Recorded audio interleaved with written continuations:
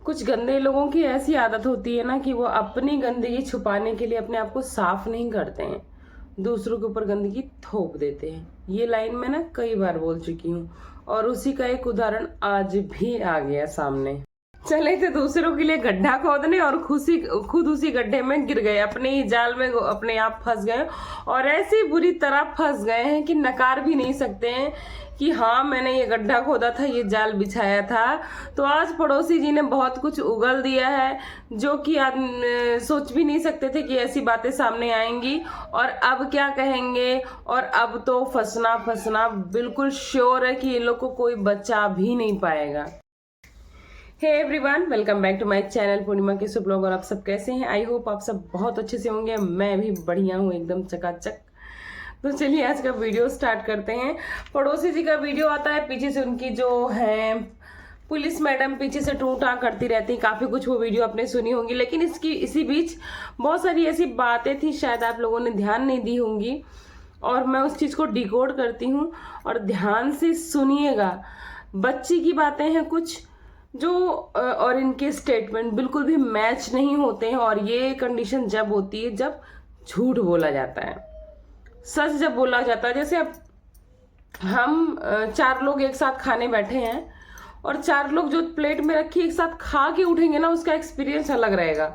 लेकिन 4 लोग को बताएंगे कि वो वाला पूछेगा तो उसको बताना ये बना था। 4 लोग को जब बताएंगे ना, उनमें से कोई ना कोई तो मिस कर जाएगा। और वही हुआ है यहाँ पे।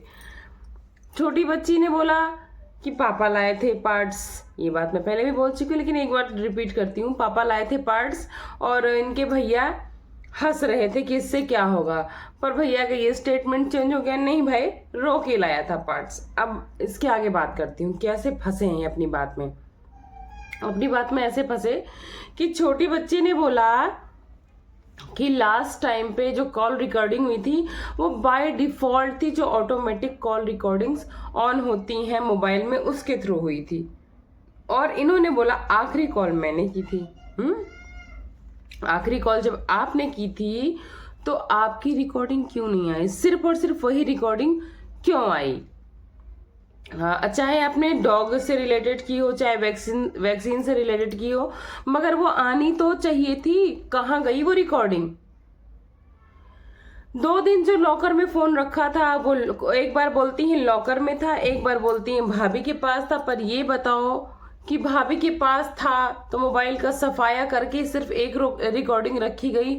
और वो फोटो जो उनके दोस्तों के साथ थे कि कौन कौन उनके साथ थे, वो क्यों डिलीट कर दी गई?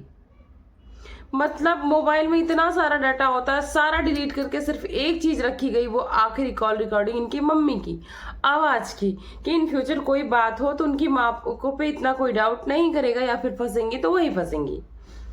अब भाई आखिरी टाइम में इन्होंने वैक्सीन के लिए पूछा या डॉग के लिए पूछा, कैसे पॉसिबल है? आप ये बताओ। आंधी आ रही थी उस टाइम, जैसा कि इन्होंने बताया, मुझे नहीं पता था कि आंधी आ रही थी। आंधी आ रही थी, तार गिरे हुए थे, बारिश हो रही थी, रास्ता बदलने के लिए कहा जा रहा था। आंधी आने की अवस्था में कोई रुक के टिक्की कैसे खाएगा? पहले बात तो ये आप लोग अंदाजा लगाओ।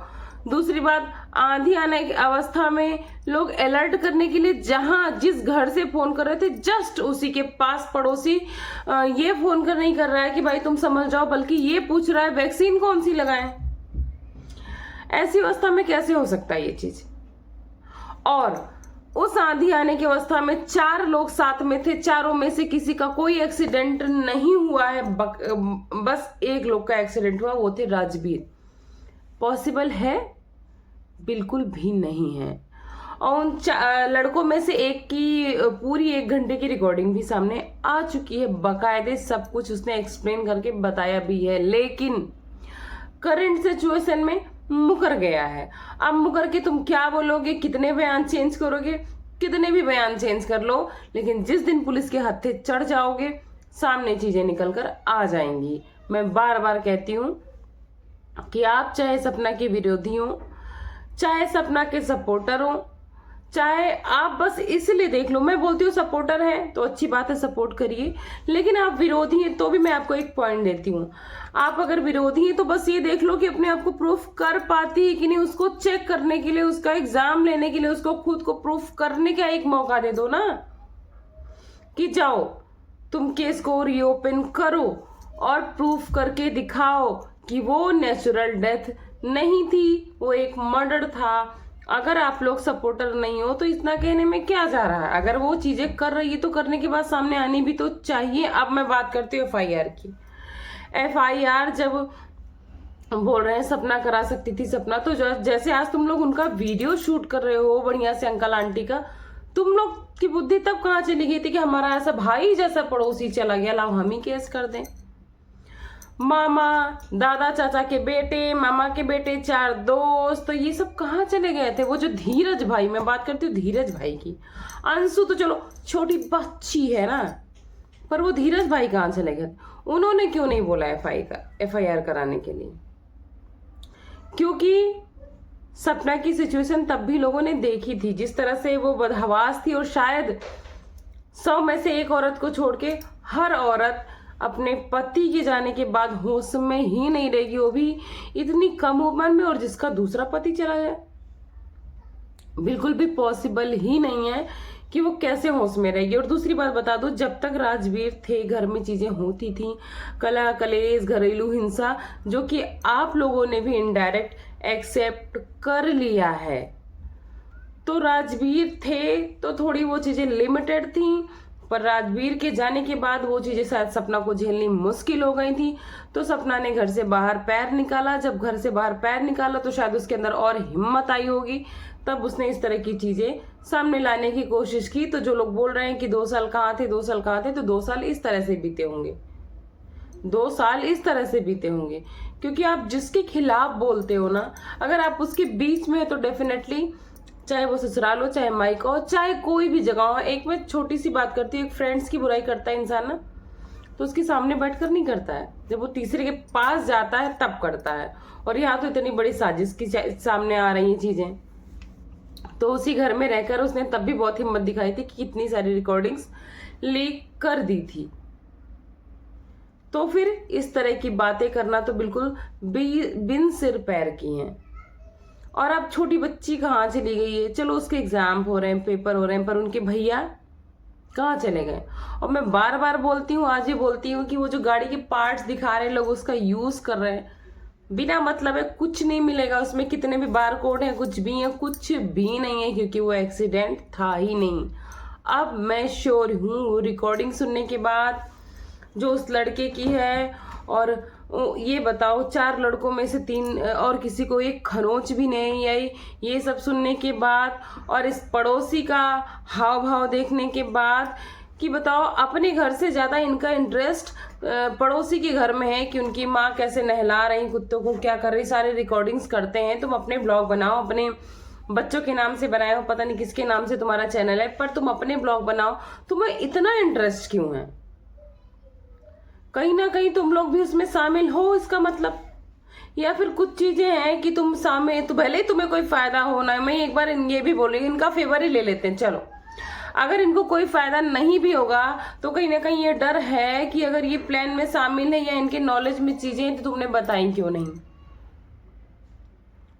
और पुलिस मैडम जो सबसे बड़ी पीछे से टेटे कर रही थी, FIR तो खैर आप भी कर सकते थे, एम्बुलेंस को कॉल आप भी कर सकते थे, घर से दोबारा पोस्टमार्टम के लिए आप भी बोल सकते थे। आपने इतनी बड़ी शपथ ली थी संविधान, आप इतने बड़े पद पर हो, इतनी रिस्पॉन्सिबिलिटी आपके ऊपर है एक तरह से देखा जाए कि आम पब्लिक की। तो घर पर अगर बॉडी आ गई थी तो आप एक बोल्ड लेडी, एक प्रशासन की लेडी होने के कारण तो बोल सकती थी कि भाई अगर बॉडी का पोस्टमार्टम नहीं हुआ है तो इसको ले जाइए, पोस्टमार्टम कराइए, उसके बाद से मतलब ये दाह संस्कार करिए। तब आपने कुछ नहीं बोला और आप पीछे से आ गए, मेरा नाम क्यों यूज कर रहे हैं, मेरा नाम क्यों यूज कर रहे हैं। और सबसे पहले बता दूं कि इनके पति ही थे जो सारे पैनल पे जा जाके बोलते थे कि बाल खोल के दौड़ती है, चरित्रहीन होती है, ये वो बहुत सारी अफवाहें तुमने ही फैलाई थी। तो शुरुआत तुमने की थी, तो रायता तुमने फैलाया था, तो समेटना तो तुमको पड़ेगा। दूसरी बात एक और लास्ट बोलती हूँ मैं, कि ये चीजें मत करो कि अपने कीचड़ को छिपाने के लिए दूसरों पर कीचड़ ज्यादा थोप दोगे जो तुम्हारी गंदगी नहीं दिखेगी। मैं ये पड़ोसी के नहीं बोल रही हूँ, मैं हर उस इंसान के लिए बोल रही हूँ जो इस काले कारनामे में शामिल था। क्योंकि जो सच्चाई होती है ना, भले थोड़े टाइम के लिए दब जाती है, लेकिन एक दिन निखर के जरूर आती है। उसकी जो चमक होती है उस पर कितना भी कीचड़ थोप दो ना, वो बाहर जरूर आती है। तो ये हर उस इंसान के लिए संदेश है कि जो अपने आप को गंदा, खुद गंदा होता है और दूसरों को गंदा करने के लिए झूठे मूठे के आरोप लगा देता है कि भाई ये भी गंदा है, ये भी गंदा है।